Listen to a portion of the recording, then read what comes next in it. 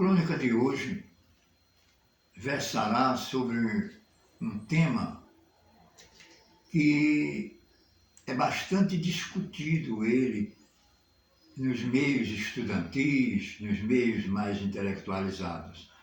É a presença da população nos nossos museus, pois os museus são realmente os prédios, as instituições, as exposições que faz com que a alma daquele povo, a alma daquela cidade, daquele país, fique se perpetuando. São os museus. A cidade do Recife tem uma série de museus. O Museu do Açúcar, o Museu de Arte Popular, Museu Sagrado, museus do Estado, Museu do Recife, enfim, uma série enorme de museus, inclusive até um dos museus melhores do Brasil é o Museu Particular de Brennand. Mas hoje eu vou falar aqui, em linhas gerais, um museu que eu frequentei muito, porque fui morador do bairro da Boa Vista, passei a minha infância no bairro da Boa Vista, na Rua Velha, e a distração das crianças era conhecer os museus. E eu morava bem perto de um deles, porque morava na Rua Velha, e o que eu vou me referir agora é o celebérrimo Instituto Histórico e Geográfico do Recife. Esse museu é uma instituição mantida por associados para preservar a nossa história, preservar os nossos costumes, preservar o equilíbrio da sociedade sendo ligada entre o passado, o presente e, por que não dizer, vaticinar o futuro. Eu comecei a frequentar o Instituto Arqueológico ainda com meu avô. E ali ele iria gradativamente me preparar para eu não desconhecer certas coisas da nossa história, do nosso convívio, enfim, da evolução da sociedade recifense e, por que não dizer, da sociedade pernambucana. O Instituto Arqueológico, criado em 1862, ela vem mantendo, ainda hoje, as tradições do nosso povo com o seu acervo de peças raríssimas, peças que realmente honram a historiografia brasileira e faz com que aquilo sirva de exemplo para que os estudantes de história estejam sempre relembrando em loco todos os acontecimentos que desenrolaram no decorrer dos tempos. O Instituto Arqueológico, ele tem peças valiosíssimas dentro do seu acervo. Inclusive, o que eu achava mais interessante, que eu li muito sobre elas, são as cadeirinhas de arruar. Eu comecei a lidar com esse tipo de cadeirinha nas leituras do livro Arruar, escrita pelo escritor pernambucano e cronista Mário Sete, que eu tive a honra de estudar com um dos seus filhos, o professor de geografia Hilton Sete. E, continuando a narração do museu, eu diria que eu era um simpatizante de olhar aquelas cadeirinhas de arrumar, porque ali se poderia fazer até uma comparação dos namoros, dos flertes de hoje com aquela época. Eram câmarazinhas pequenas que as cinha-moças eram carregadas neles por escravos para passear pelas ruas do Recife, carregada geralmente por 4 escravos. E elas ali iam passeando pelas ruas e arruando. E a rapaziada ficava ali pelas calçadas e havia aquele flerte, ela com aqueles leques se abanando, e ali surgiam até muitos amores e muitas perenes uniões, não é certo? Era a finalidade da cadeirinha de arruar. E eu ficava abismado em ver, tinha umas mais luxuosas, outras menos, e isso o museu do Instituto guarda com muito carinho. Outra peça que era também, por mim, muito elogiada e sentida, porque eu sempre fui um amante da história da época de Maurício de Nassau e, posteriormente, da expulsão dos holandeses em Pernambuco, que eram ainda restos de canhões da expulsão dos holandeses nos Montes de Guararapes. E tudo isso faz com que a gente vá associando peças a uma realidade histórica. Outra peça interessante que eu gostava de sempre ver é que se falava muito na morte de João Pessoa.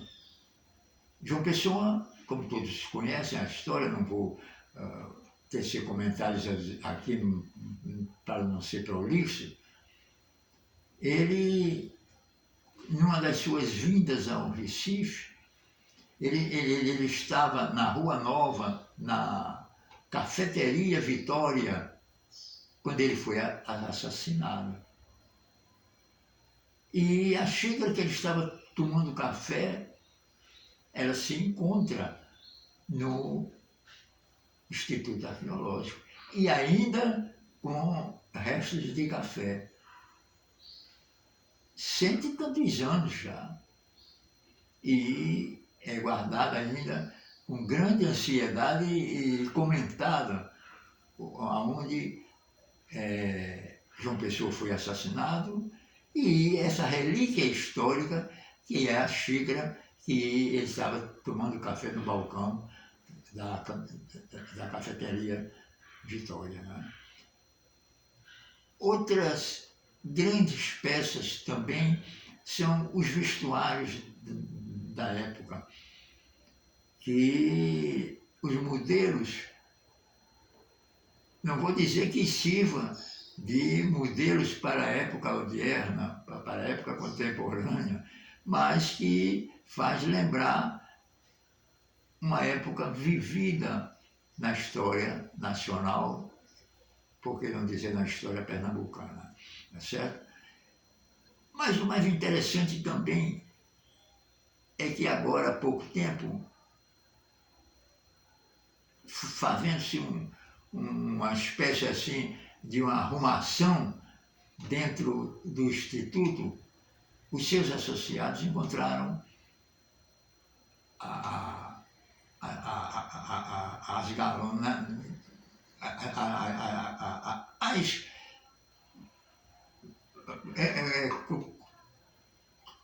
como é que se diz, as condecorações de Abreu e Lima. Essas condecorações que usavam no ombro foi descoberta por alguns associados que estavam enroladas em alguns panos dentro de uma cômoda do museu do Instituto. Vocês sabem que Abreu e Lima foi um dos homens que teve uma repercussão muito forte, muito grande, com a sua participação na unificação, na história da Bolívia, porque ele se agregou ao general Simão Bolívar e tornou-se um herói, entendeu? Era um tipo que, apesar de ser elitizado, ele gozava de uma simpatia muito grande, popular, inclusive namorador. Ele era uma pessoa que galgou grandes posições como jovem ainda, moço, namorando com aquelas moças de elite, inclusive com parentas dele, etc. Né? Mas o Instituto, para mim, ele me deixou grandes recordações. Certa vez, meu pai me perguntou o que foi que eu achei de mais interessante dentro do museu do Instituto Arqueológico. Eu me virei para ele e disse, quando eu estive lá,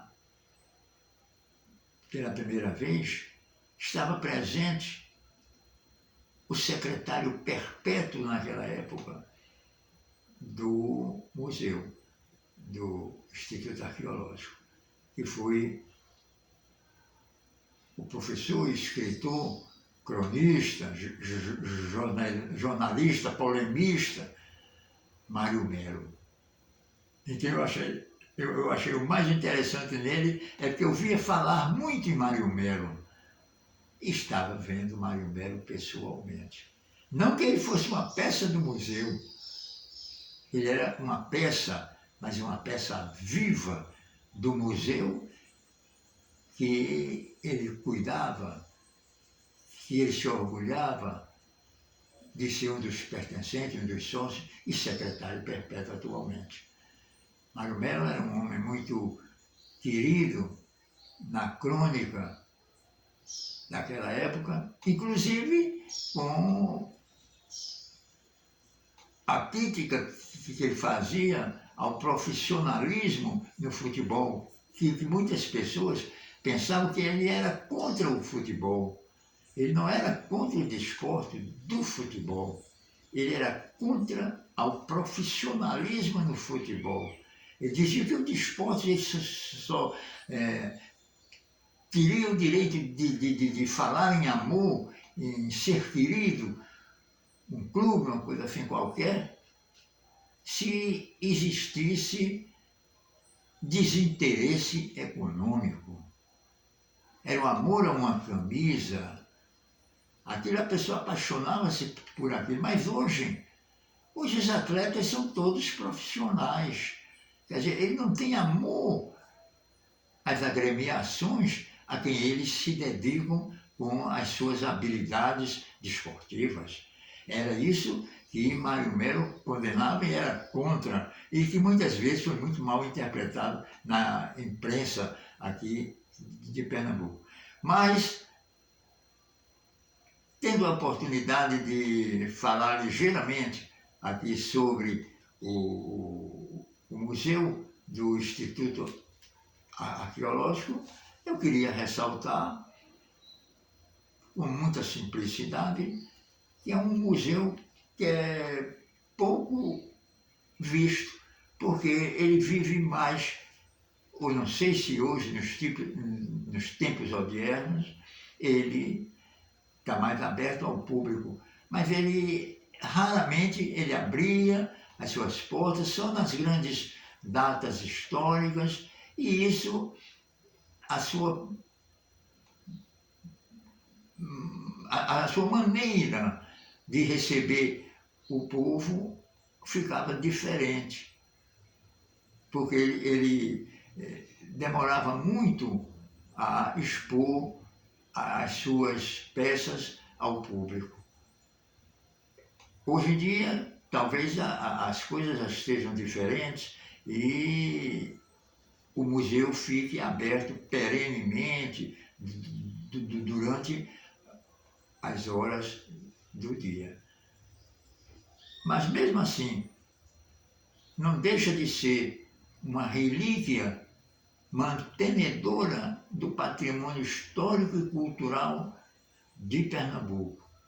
Eu aconselharia a todos os pernambucanos que tiveram a oportunidade de passarem ali pela Rua do Hospício, onde ele ainda está localizado, e dê uma entradazinha para se lembrar um pouco do que foi os feitos heróicos, os feitos literários, filosóficos, artísticos e, finalmente, culturais do nosso glorioso Pernambuco.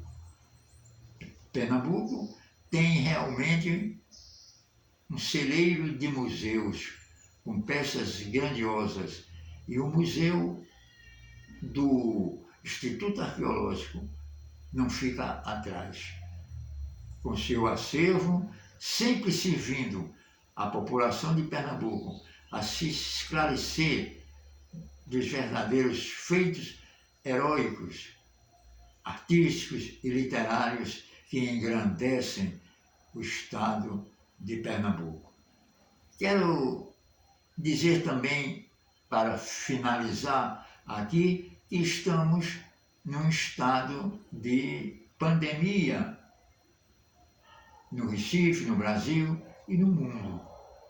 E que eu, aproveitando essa oportunidade, aconselharia a que todos mantenham o uso da máscara, o uso do asseio às mãos com álcool gel e manter a distância, o distanciamento com tipos de aglomerações, para que os museus, as casas de cultura, enfim, a estrutura sociopolítica e econômica de Pernambuco permaneça sempre viva, como está permanecendo o Instituto Arqueológico e Histórico e Geográfico de Pernambuco. Muito obrigado. Pronto.